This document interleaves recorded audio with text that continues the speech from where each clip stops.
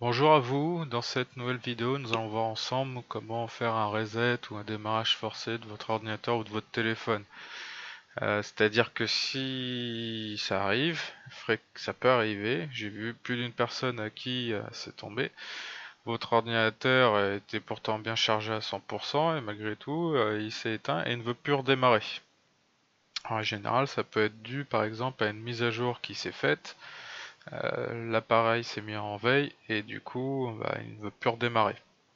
Donc ne vous inquiétez pas, pour ça il y a une solution très simple à faire. Donc dans un premier temps il va vous falloir votre alimentation secteur. Vous les gardez sous la main, vous branchez pas votre ordinateur, vous les laissez de côté.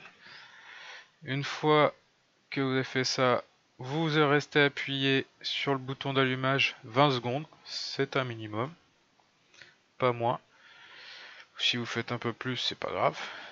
Une fois que vous avez effectué ça, vous rebranchez votre ordinateur sur le secteur. Et puis par la suite, comme par magie, vous allez pouvoir allumer, faites un allumage simple, vous appuyez une fois sur le bouton d'allumage, et là votre ordinateur s'allume. Après, il existe une deuxième solution pour les ordinateurs qui ont encore ça, ce qui n'est pas toujours le cas.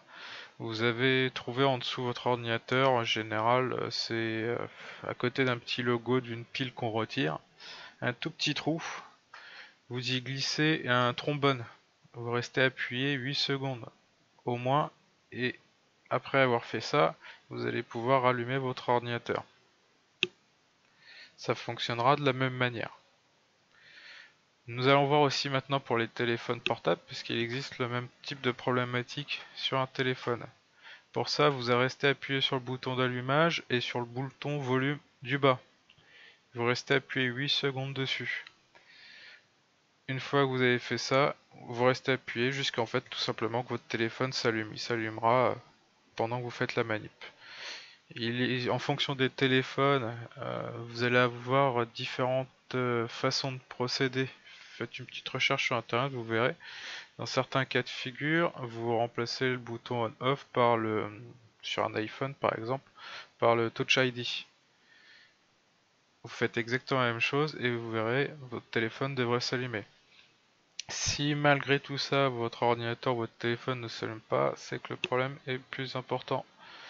Donc là, pas grand chose à faire, il vous faudra l'envoyer en atelier.